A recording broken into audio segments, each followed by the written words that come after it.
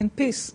If I had known that this can be stopped in a different manner, this is what we would have done, and this is the reason why Israel accepted a truce that was initiated by Egypt a few months ago, but it was violated by Hamas, so there is no other option right now but to use military force. Not to punish, but to change reality. Military force has been tried before. You sometimes get the ceasefires, they break down, the rockets come back.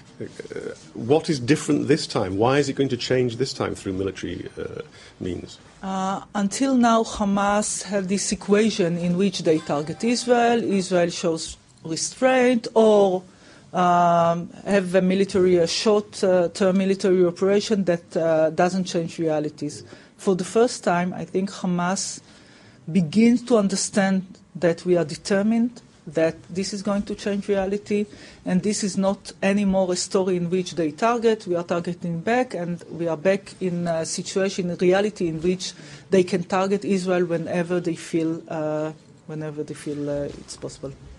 So yesterday seemed to me, the Israeli version of shock and awe. I mean, it was something none of us expected. No. Would you describe it in those terms, and do you think it's had quite an effect? Yes, this was the idea. The idea was to surprise them. I mean, they had this feeling that they can do whatever they want. For months now, they targeted Israel. Israel showed restraint. We entered this truce when it was violated. They had this false impression that Israel is not going to act against them.